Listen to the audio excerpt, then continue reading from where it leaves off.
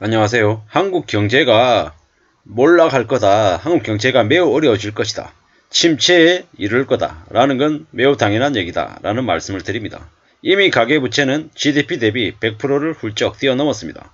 전세보증금까지 포함하면 150%, 160%.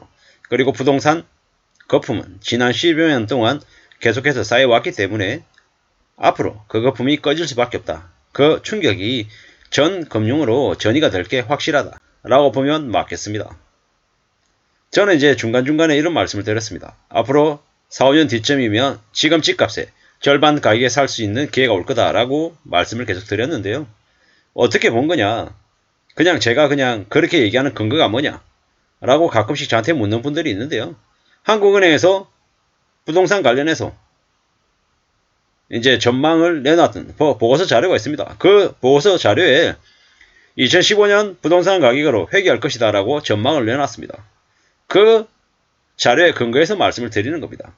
그리고 지금 현재 호가라고 얘기하는 가격 대비해서 절반까지도 내릴 거다라고 봅니다. 물론 지역에 따라서는 30%, 40% 떨어지는 곳도 있고 어떤 곳은 60, 70% 떨어지는 곳도 있고 어떤 곳은 10% 미만 떨어지는 곳도 분명히 있을 거다. 지역에 따라 분명히 다를 거다라는 말씀을 드리고요.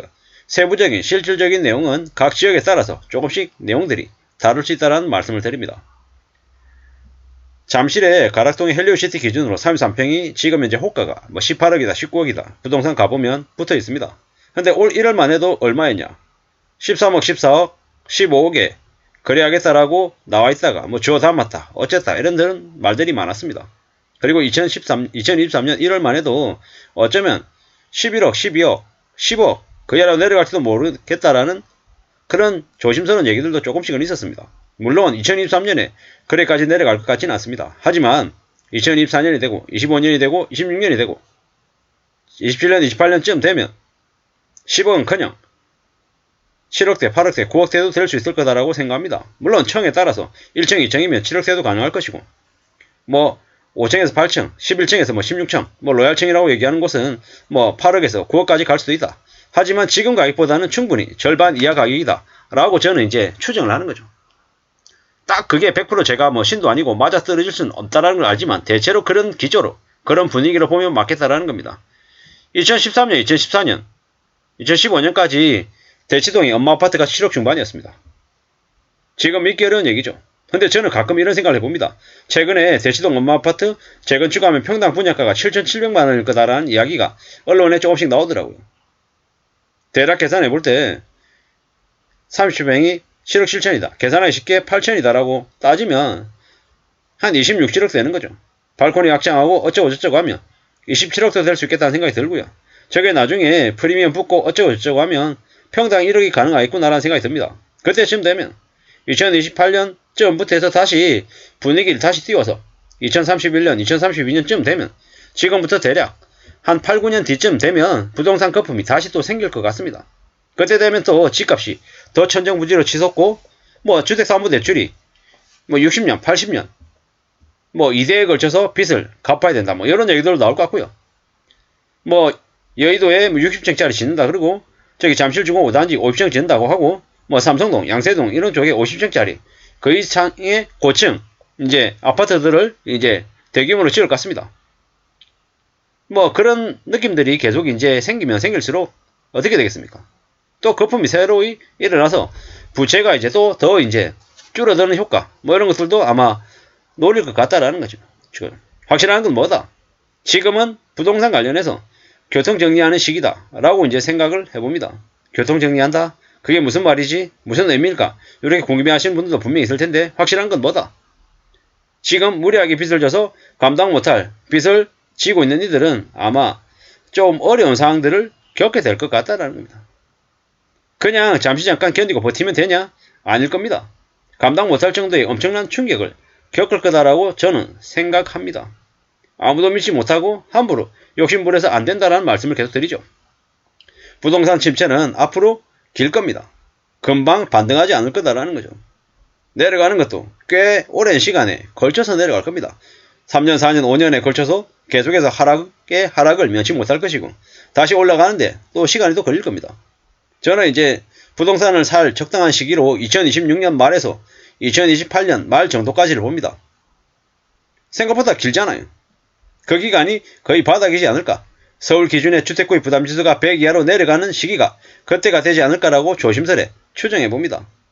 가계부채 때문에 되게 힘들어하고 어려워하는 이들도 속수무책으로 아마 쓰러지고 무너지고 동반 극단적인 선택하고 이러한 일들이 많아질 것 같습니다. 확실한 건 뭐다?